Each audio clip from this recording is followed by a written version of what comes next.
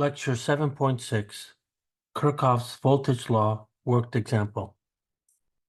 At the Physics 4B level, the majority of capacitor and resistor circuit problems will require series and parallel reduction.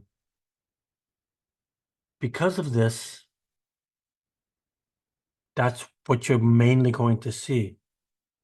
However, there are a certain class of problems where that's not the case. If, or there are two situations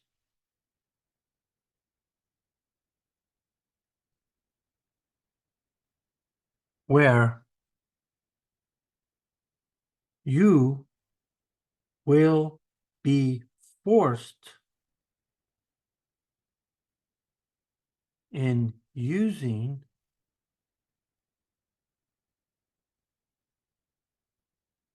Kirchhoff's laws in problem solving.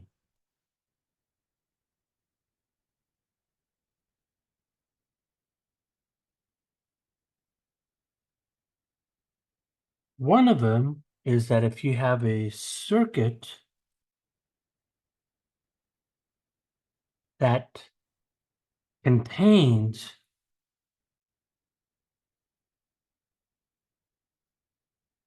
multiple sources or multiple loops, where you can't use series and parallel combinations. And then the other one, which I just said here, is circuits that are not series parallel combinations.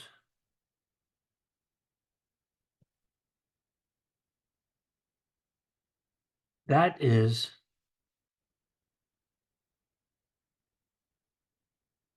reduction techniques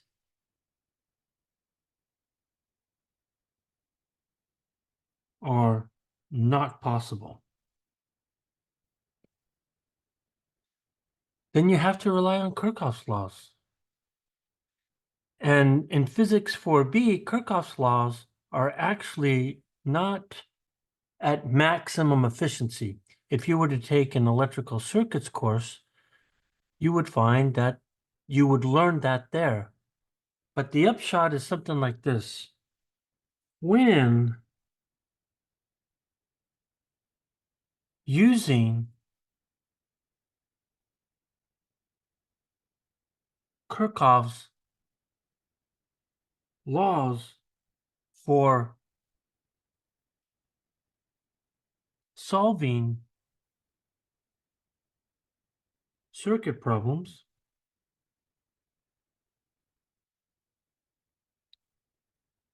the goal is to generate a system of linear equations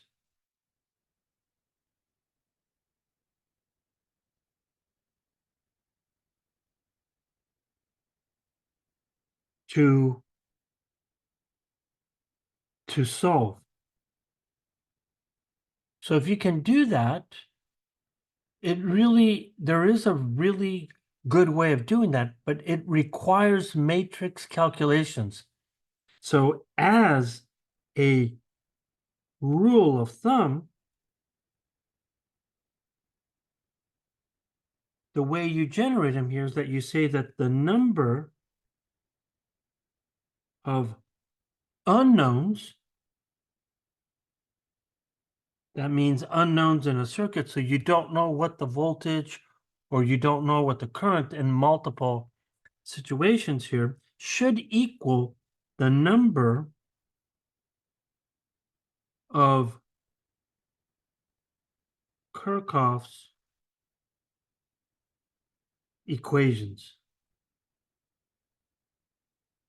And many a time it's a combination of KCL and KVL. So just to try to put things into perspective, let's sort of think about sort of like a rough problem solving strategy, problem solving strategy.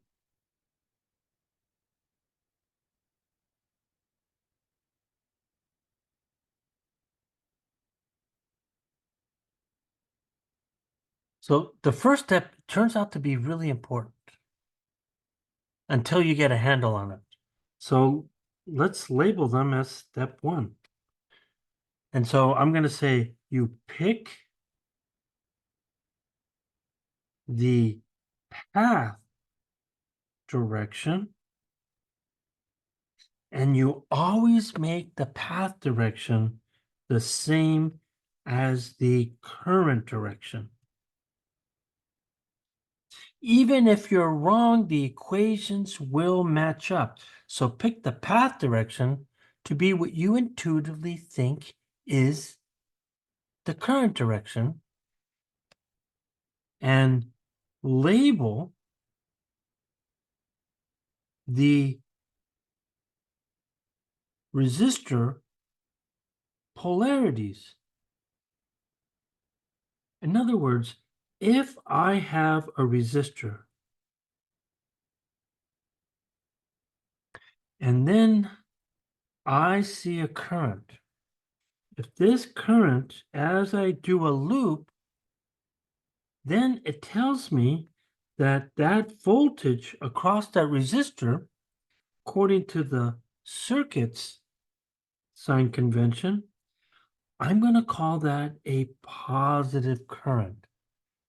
On the other hand, if I have a resistor like this, and it has a sign convention already that looks like this, then if this current is going in that direction, and I'm looking for what that voltage resistance is here, then I'm going to say that that voltage resistor has a negative sign. And what that looks like is that you might say, well, the one on the left is passive, the one on the right is active. That's not true.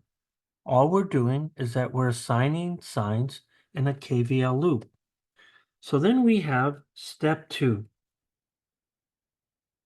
Step two then just says apply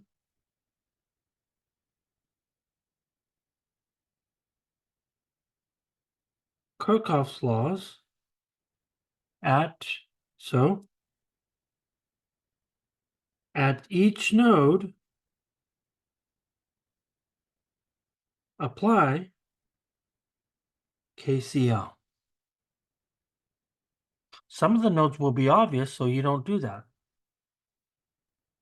And the second one is that at each, so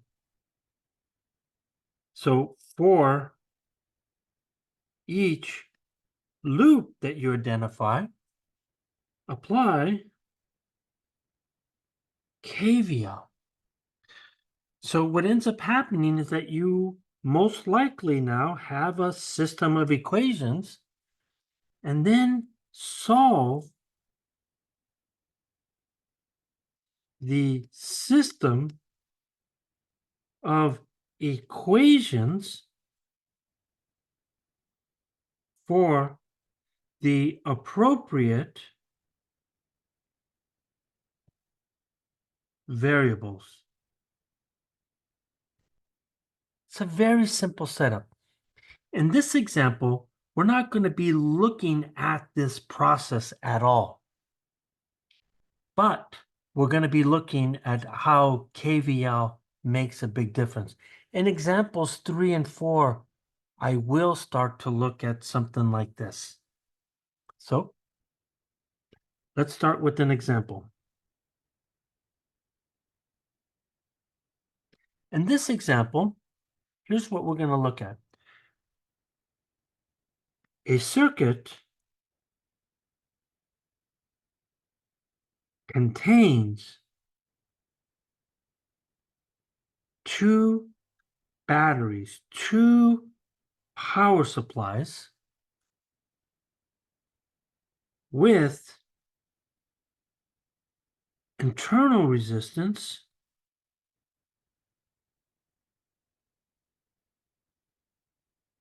where the cables connecting them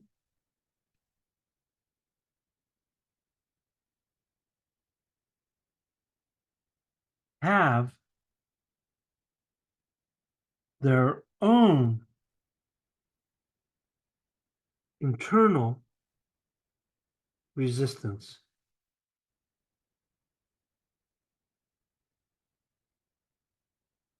So picture-wise, I'm gonna imagine that I have a power supply right here. But if I have a power supply, it has, we really cannot separate the internal resistance from the battery. So let's call this the blue battery, just because I'm coloring this blue. So inside this battery, there is internal resistance and there is a voltage, an EMF. And so if I label my points A and B like this, I'm going to say that this is battery 1, which has an internal resistance of 2 ohms. By the way, if you had a car battery that had internal resistance of 2 ohms, your battery's gone. It's dead. No amount of charging will make it. And then I'm going to say that the EMF of 1 is going to be 12 volts. Remember what I said earlier. If you have a 12-volt battery, it's dead.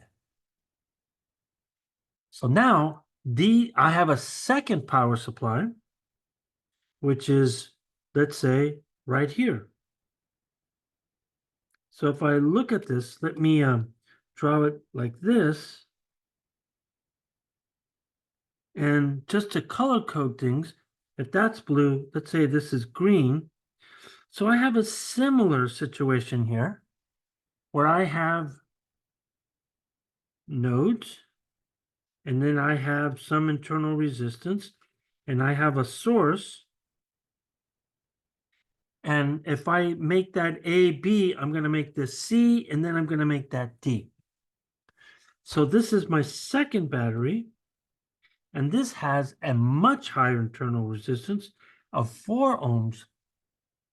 And this is my second EMF, which is then going to be 4 volts, where it has that polarity. So now we connect these guys with a cable. And this cable here has internal resistance. So if I call this cable 1, I'm going to say that this internal resistance is 3 ohms. And if I look at this guy over here, I'm going to say that this is cable 2, and this guy has 7 ohms. Why pick these values? Arbitrary. Everything is arbitrary. We could change it any way we want. If we were looking at real car batteries, one, we would never have a 12 volt or a 4 volt, and the resistances of these guys are much, much smaller. They're on the order of milliohms. But those numbers are difficult to deal with. So this is just a simple mocked up problem. So now that I have my circuit, then I'm going to ask my question.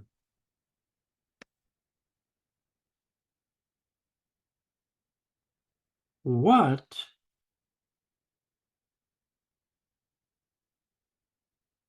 are the terminal voltages of the batteries and their powers. And you can see that we have two batteries.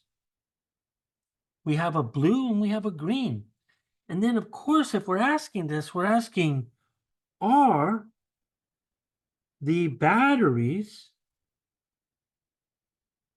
active or passive? And then finally, we should plot the voltages versus, I don't want to say position, location, just to get an overall picture of what is going on. So this source, I'm going to copy because I'm definitely going to need this. Excuse me, not the source, but the circuit. I'm going to need this. Now, let's go start looking at this.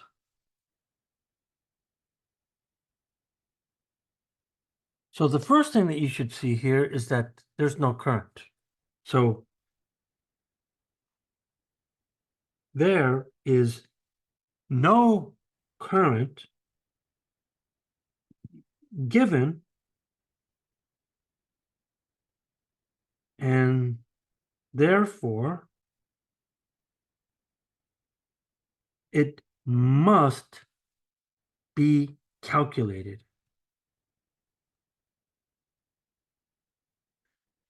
Now, what we need to do here is in this circuit here is that we have to assume a direction. And then once we assume the direction, we then define the polarities of the resistors.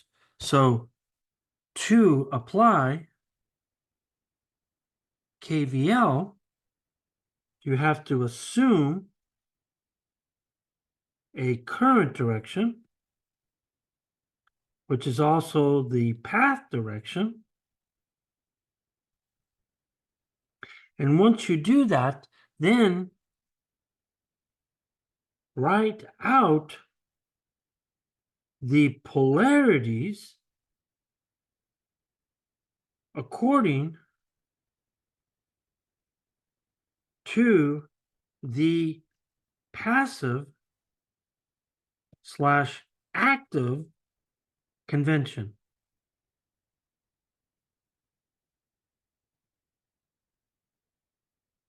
So let's place in our circuit here. And then what we're going to do here is start at some arbitrary point.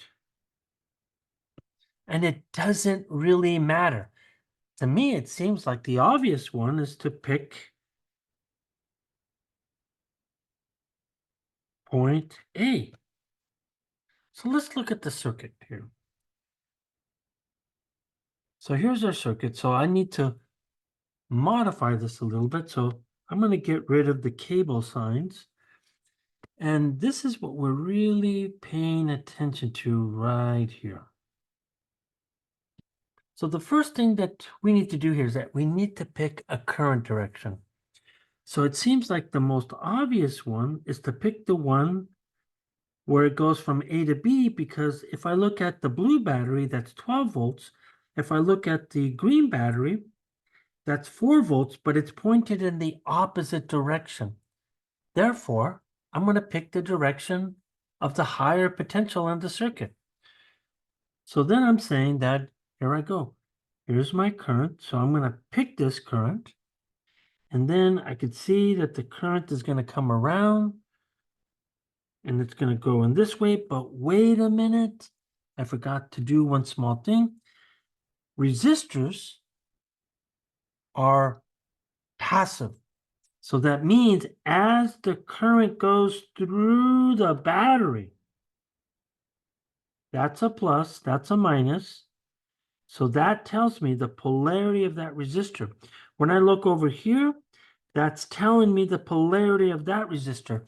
If I now look at the current, I can see that the current is going this way. So therefore, that's positive and negative.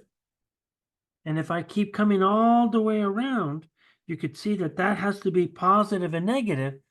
So I now have all my polarities. So now we need to apply KVL.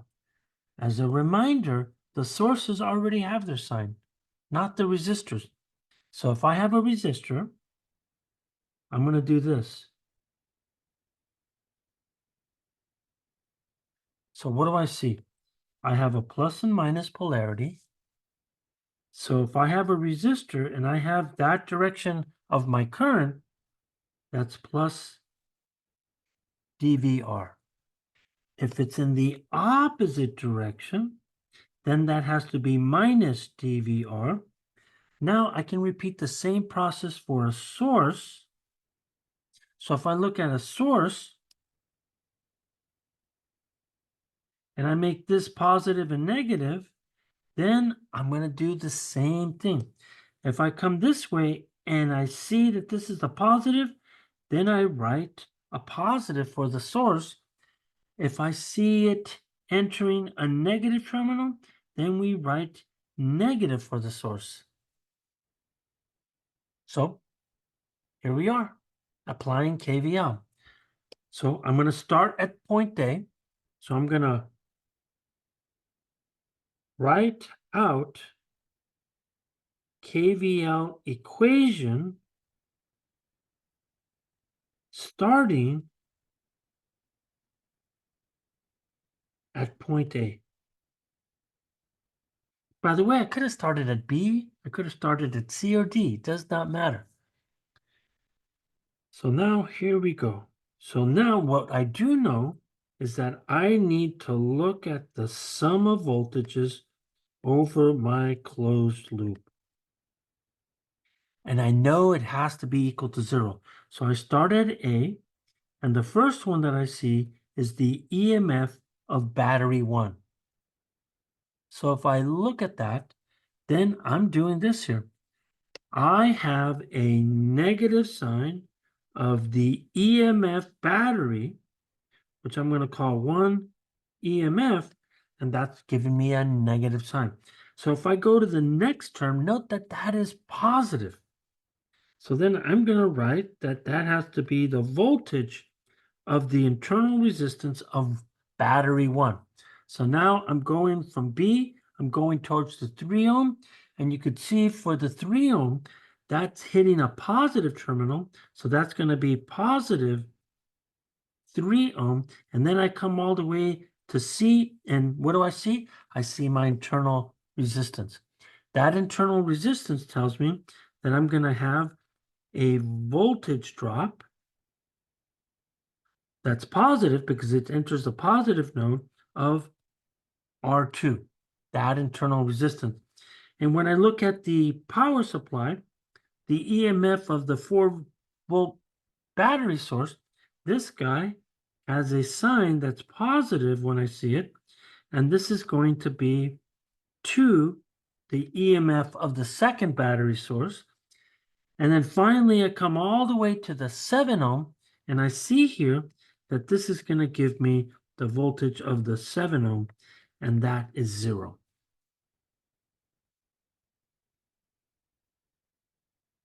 So again,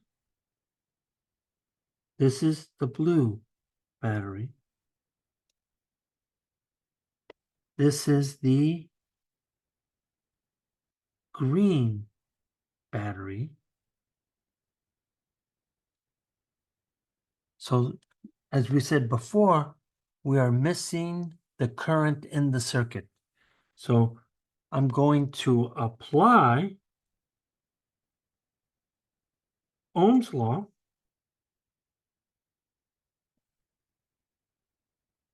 to convert all resistor voltages into current values. So if I look at the first one, look at the EMF. So I have minus the EMF of the first battery. But then I get this plus sign, but the EMF of resistor 1 is 2, so this should be 2 times I source. Now, if I continue to 3, that's just Ohm's law, so that should be 3 ohms times I source. Everything's in series. And then I get to the second resistor. The second resistor we see is 4, so this should then be 4 I source, and then I get to the EMF of the 4 volts. I hit a positive sign, so this should then be positive of the second EMF. And then finally, I get to the 7, and the 7 here is going to be 7 times I source, and that's going to be equal to 0. So what you're seeing here is that I have one equation and one unknown. That's what KVL generated. Now, solve for IS. So if I isolate IS, I'm then going to have an equation that does what? So I'm going to keep all of the IS's in the left side. Look at the one EMF. I'm going to take to the right. The green EMF, I'm going to take to the right. So I'm seeing here that I got I source. And if I look at this thing, I have the EMF of the first battery minus the EMF of the second battery. And now I just got to isolate the resistor terms from I source. So I'm going to get 2 plus 3 plus 4 plus 7. So if I plug in my values, this is then going to be a 12 volt minus 4. And this value here is 18. So I'm getting what? Is that 18? It's 16, not 18. So if that's 16, I get 8 over 16. So I'm going to get 0.50 amps. And this is the source current.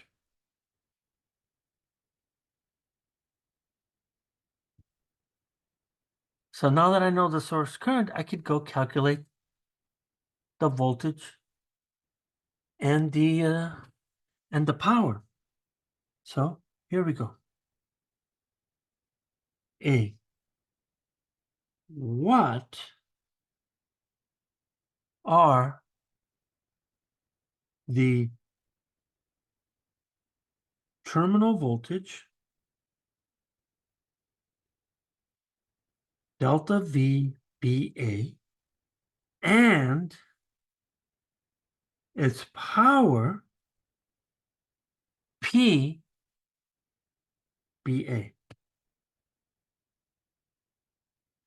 So to determine that, we're going to have to apply KVL again. So I want to come in here and I want to snag this guy because I'm going to need it. So if I come down here,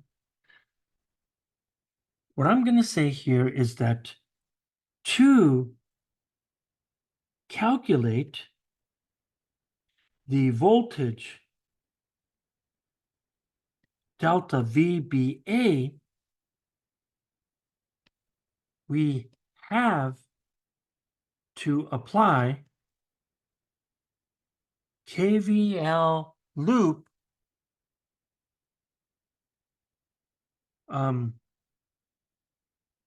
we have to apply a KVL loop that appears open. And this is what's called an open circuit loop. So isolate the blue battery, and here we go. So if I paste that, there's my blue battery. So look what I'm going to do. I'm going to create an open circuit loop. So This is sort of like a pretend loop that goes all the way around, but that's a closed loop. Now look at the current direction. The current direction is the same as the path.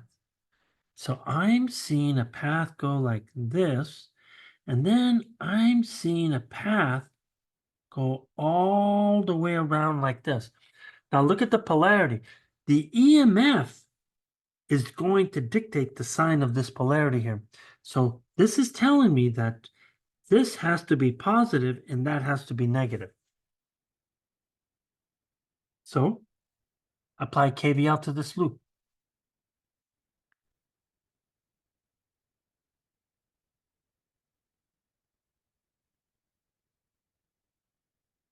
By the way, this is out there. Okay, this is out there. I have this imaginary loop that's an open, and I'm saying that there's some voltage there. There is. So I'm going to apply a KVL to this loop and solve for delta VBA. So let's start at A again. So starting at point A and moving, is that clockwise? It is clockwise. We then get this. So the first sign that I see is that I see a negative of the EMF. So here I go. I have a negative of the EMF produced by 1. Then I have the internal resistance.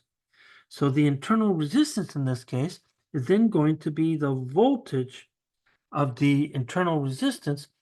But then I come to B. So look at B. B is positive. A is negative.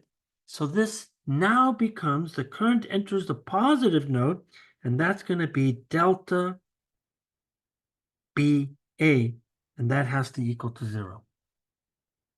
So if I isolate,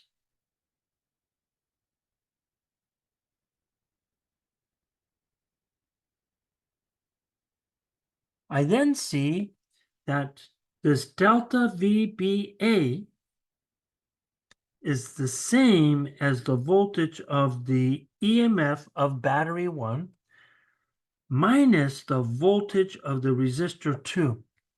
So if I plug in my numbers, this gives me 12 volts minus 2 ohms times a current of 0.5 amps.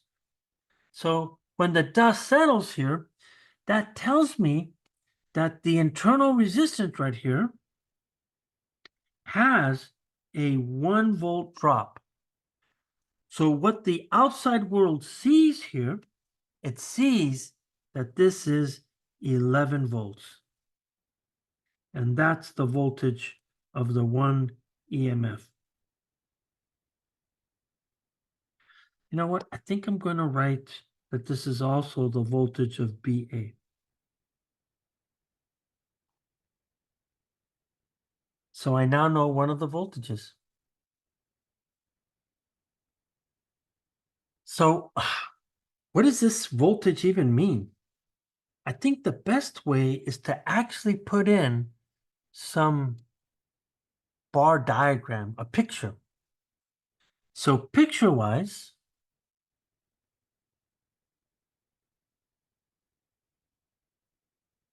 what does this actually mean in terms of the output voltage?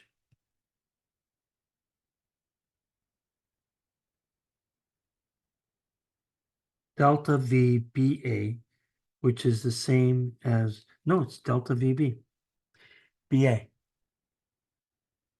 So what I'm seeing here is that, look what's actually happening. What we're really saying here is that the output voltage is equal to the difference between the EMF of the battery minus the internal resistance of 1. And I think I wrote 2 here, so I got to come back and change that to 1. And when I look at this number, this is really 12 volts minus 1 volt. So if I was to draw a picture of this, I imagine something like this. I have the EMF, and that EMF voltage here is 12 volts. But the world doesn't see 12 volts. What the world sees is it sees the terminal voltage of BA.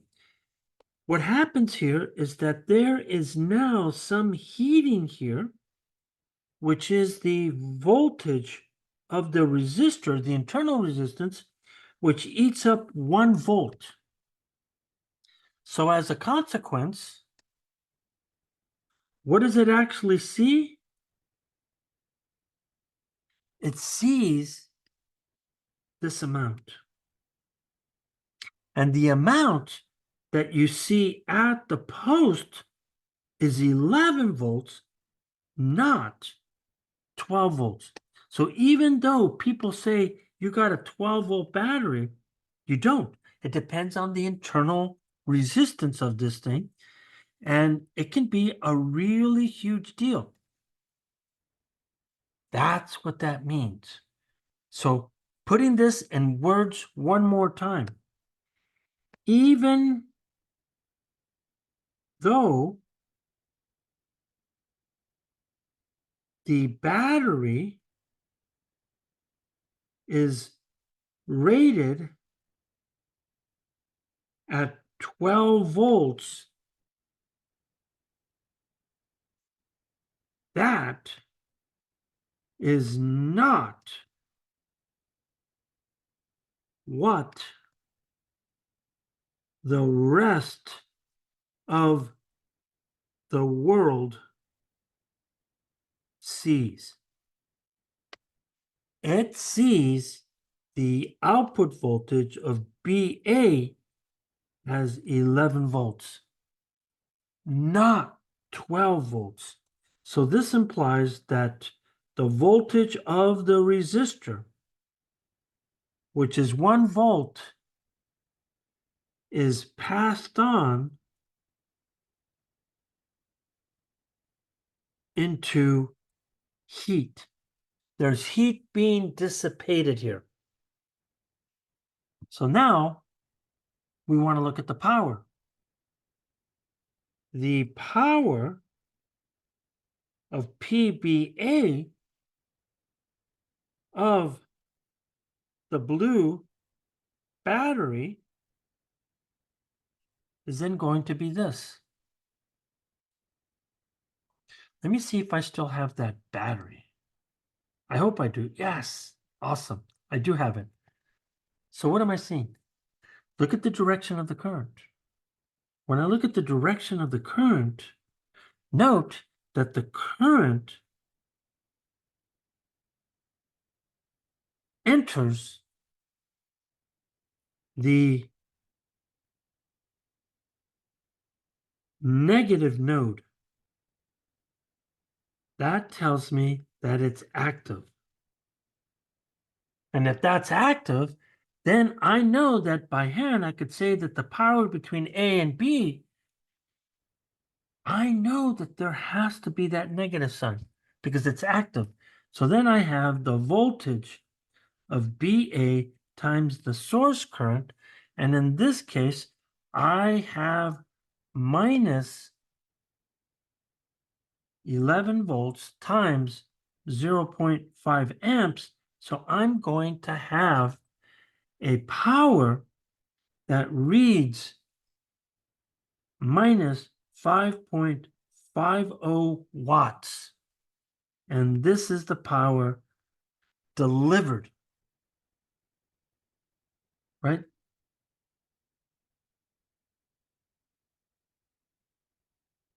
The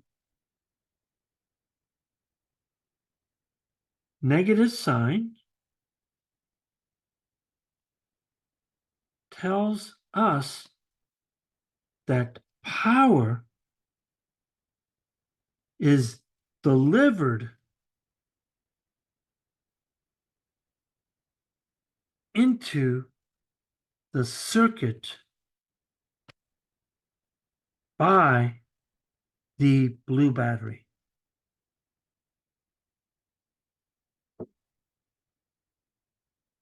Now I can repeat the same process for the next one here, and it's going to do something like this. What are the terminal voltage delta VCD and power PCD?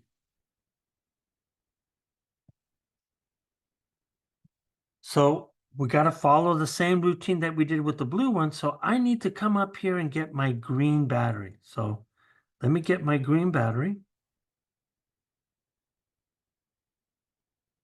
And so the same process as before. So as before,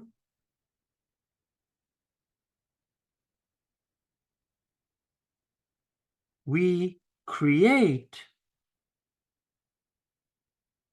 an open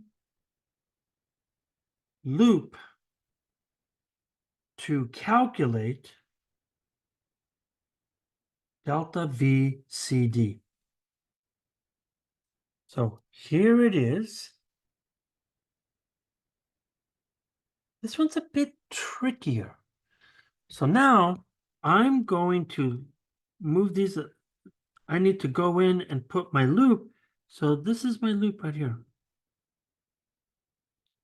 No, we already picked the current direction. So if the current direction is going from left to right, then that means here that this current or the path is going in this direction. There is no current in this path, but there is current where the wire is at. So so that means here is that if you're looking at that, look at the polarity. That tells me that this side has to be positive and that side has to be negative. So starting at point C, KVL shows that if I start at C, note that the first thing I do is I encounter the internal resistance. So this will be delta V R2. Then I hit the EMF, which will be delta V2 EMF. And then I come all the way around. And look what I'm getting here. I'm going to get minus the voltage between D and C, and that's equal to 0. We're not interested in DC. We are interested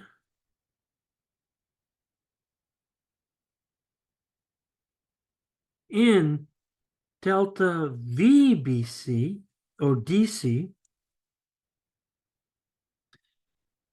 but this is equal to the potential at D minus the potential at C. But if I reverse this, this will be minus the potential. I think I got this wrong. Let me make sure.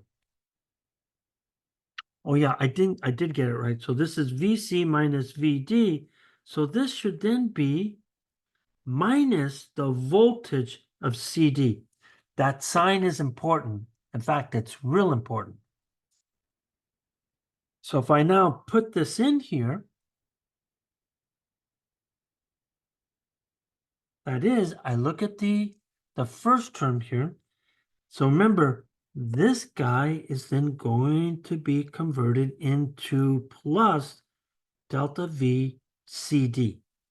That's an important step because now delta voltage of CD is then equal to minus the internal resistance minus the EMF. So if I start to calculate these numbers, we know what the current is. The current here is half an amp, and we got 4, so this would be 4 ohms times half an amp minus, in this case, it's 4 volts. So this guy is giving me minus 6 volts, and that's the voltage of CD. So I literally have a minus sign. What the heck is this?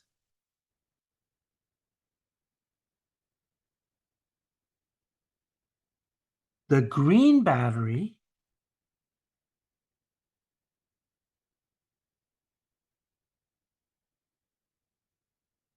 does not increase voltage, but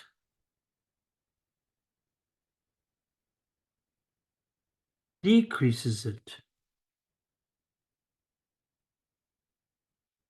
by both the passive 4 ohm resistor, I should say 4 ohm internal resistance, and a 4-volt source. That means because it's passive, that means that the battery is not putting energy out, but receiving it.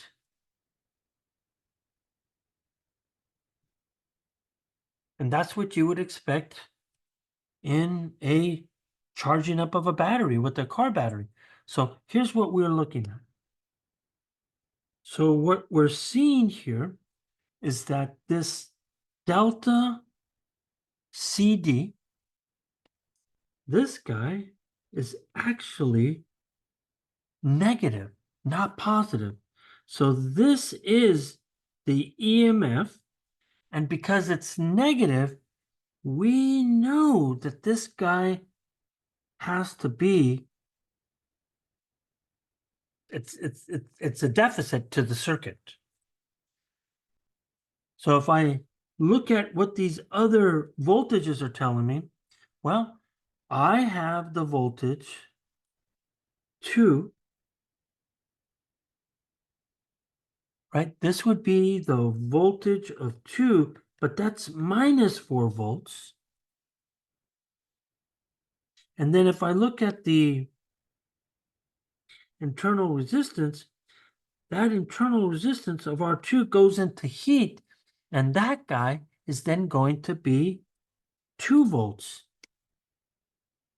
So you're seeing that if this is at 0 volts, you're seeing that it's acting passive.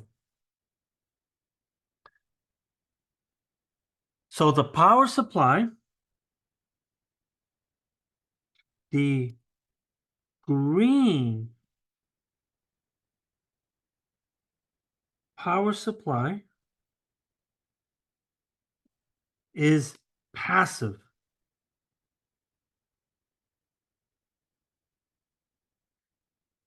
Where the internal resistance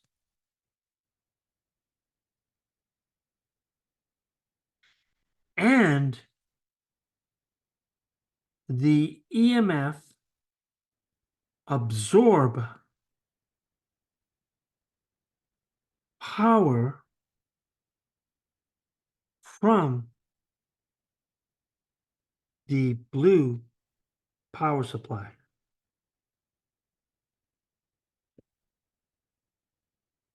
So calculating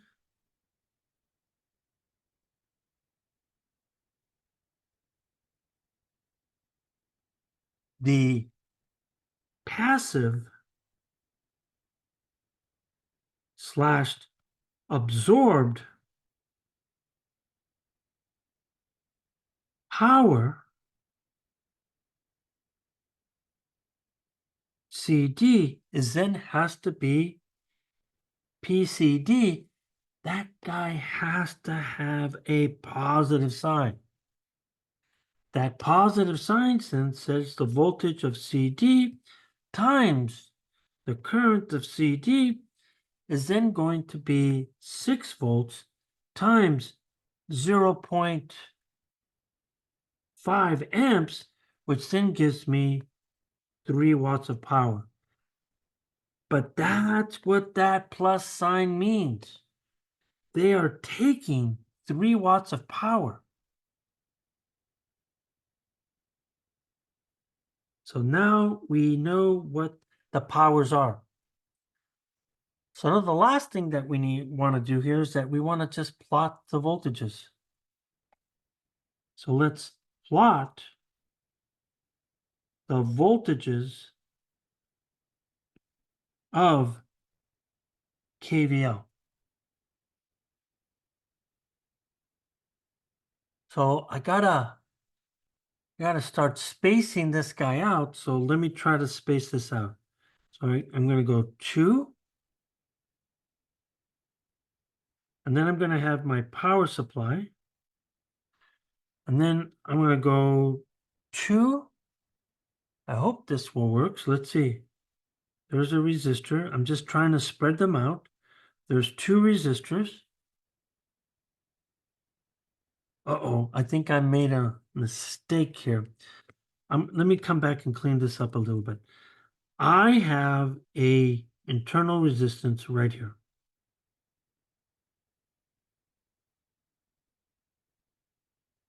Then I'm going to move 2 squares, and this will be one of the cables.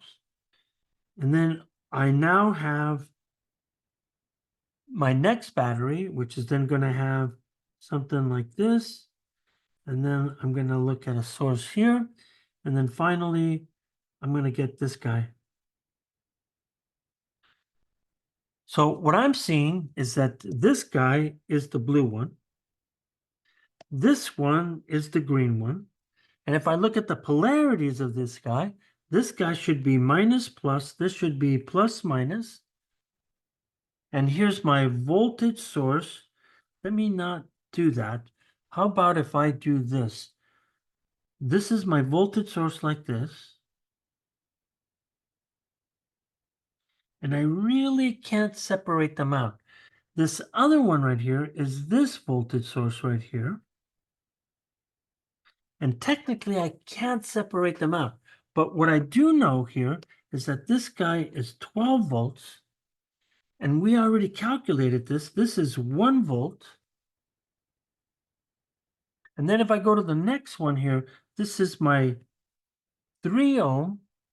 This is my 2 ohm. And this is my 12 volt EMF, which I'm sorry, I'm already writing that down. And so this is the voltage of the first EMF.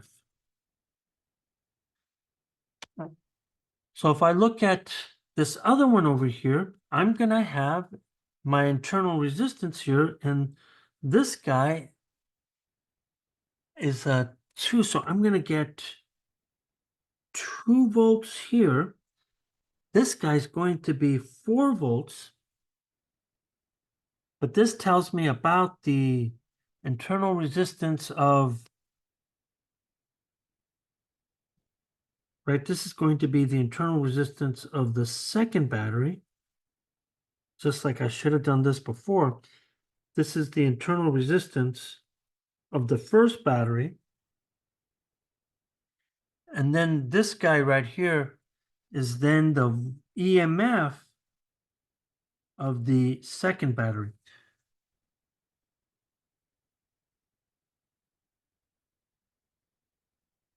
So here's my circuit. This is 7 ohms. We calculated all the voltages here. So this is going to be 1.5 volts. This is going to be 3.5 volts. So now I have all the voltage measurements. So now let's start to do this. This 1, 2, 3, 6, right? Maybe one more just to be. And so this guy is going to be a potential, but remember, this is location. So what am I seeing here? I'm seeing that this point here is A. This point is B. This point here is, oh, I'm not liking that. I need to be careful how I draw these. So I need points here, here, here, and I need points here and here. So if I look at my current, I'm looking at my current coming in like this. And if I start to draw this out, I think my labeling might be funky.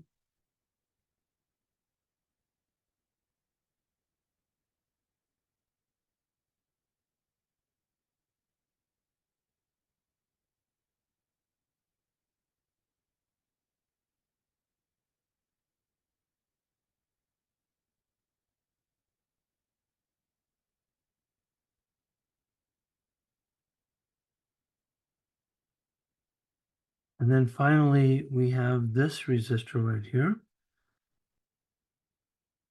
So if I start to follow the current, I'm going to remove these guys because I think it's going to mess me up. I have a current that's looking like this. And then it comes all the way around. And I'm going to say that I'm going to put my ground right here, which is arbitrary. So then here's what I see. I see a flat region. And then this guy has to get kicked up to 12 volts. Let's say that this is my 12 volts right here. So if this is my 12 volts, that's the EMF in the circuit. So if I'm looking at this, this is all due to the original EMF. This is the only thing that's active. So in other words, this is active. So everything else has to be passive. So then if I look at this thing, I'm going to go straight across. Wires don't have resistance. So if I start scaling this, this looks like this is 2, 4, 6, 8, 10, 12. So then this guy has to fall 1 volt. So I'm going to say that this guy's going to fall that distance right there. So if I look at this height change from here to here, that's 1 volt. And then I get a wire. So if I look at my wire, it's got to go straight. So you're seeing here that I have a voltage drop right here. And this is due to the internal resistance. Then I have a bigger voltage drop because I have a 1.5 volt for the 3 ohm. So then I'm going to come in here and I'm going to say, so if that's 1, then I need to go to 1.5, which is probably about right here.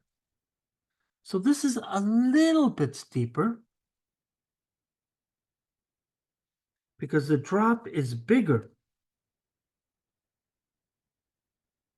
And then I continue to move straight. And then I have a 2 volt drop. So that means if I look at my 2-volt drop, I'm then going to see, so if that's 1, then this guy's going to be 2. I'm going to see a steeper drop. I hope this all goes to 0.